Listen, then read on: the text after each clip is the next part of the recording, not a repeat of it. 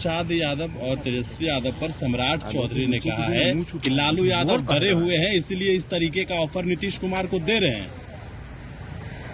मुझे लगता है कि सम्राट चौधरी को अपने श्रेष्ठ नेतृत्व को देखना चाहिए कि नीतीश कुमार जी के ऊपर जब प्रश्न उनसे पूछा जाता है तो वो लोग चुप्पी साध लेते हैं। बहुत सारे ऐसे नेता हैं जिन्होंने चुप्पी साध ली इस प्रश्न को। बहुत सारे नेता ने कहा, एक तरफ आप कह रहे हैं कि नहीं हम साथ में हैं, सब कुछ ठीक है, नहीं पलटेंगे,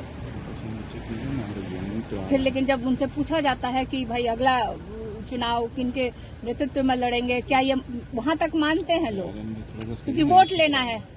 नीतीश जी के चेहरों को दिखा के भारतीय जनता पार्टी वोट लेना चाहती है, उनको सीढ़ी बना के सत्ता में आना चाहती है, लेकिन उनको मुख्यमंत्री का चेहरा बनाने से डर रही है। लेकिन आप लोग ऑफर दे रहे हैं तो आप लोग डर गए क्या? कोई ऑफर नहीं दे रहे हैं। मैंने कल भी कुछ लोगों ने मुझसे, मीडिया के भाइयों ने मुझसे भी प्रश्न पूछा था। मैंने ये कहा कि देखिए वो दो दोस्त हैं, दोनों आपस में क्या बात करते हैं, शब्दों का प्रयोग करते हैं कि इशारे में बात करते हैं, क्या बात करते हैं, ये दोनों लोग ही समझे।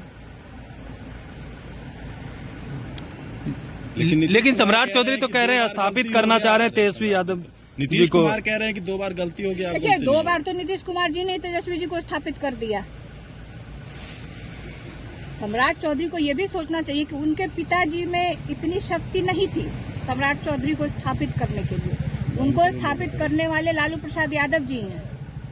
तो जब सम्राट चौधरी को और बिहार के युवाओं को स्थापित कर सकते हैं लालू प्रसाद यादव जी, तो अगर अपने बेटे को स्थापित करना चाहते हैं और बिहार की जनता चाहती है ऐसे युवा को स्थापित करना बिहार में, जिसने वादा किया था कि जब हम चुनाव में जीत के आते हैं और आप उनको मौका देते हैं तो हम 10 लाख सरकारी नौकरी देने का वादा उन्होंने किया था। और जब नीतीश कुमार जी ने तेजस्वी को मौका दिया, उप मुख्यमंत्री बनाए, तो उन्होंने वो करके दिखाया, तो इसमें क्या हर्ज है? कई जेडीयू के सांसद जो हैं वो भारतीय जनता पार्टी के संपर्क में हैं, जेडीयू टूटने वाली है, इस तरह की भी बयान दिए जा रहे हैं, इसको आप कैसे देखती हैं? देखिए कहीं ना कहीं मुझे लगता है कि ये इनका अपना अंदरूनी मामला है और बहुत सारे राज्यों में इस तरह से देखा गया कि तोड़ने वाला कौन है। गौर करने वाली बात होगी कि तोड़ने वाले तो आप मतलब इशारा कर रहे हैं भारतीय जनता पार्टी को ही ना, क्योंकि जो बयान आया है। हाँ, तो भारतीय जनता पार्टी को ही आप कह रहे हैं ना, उन्हीं की ओर आपका भी इशारा है।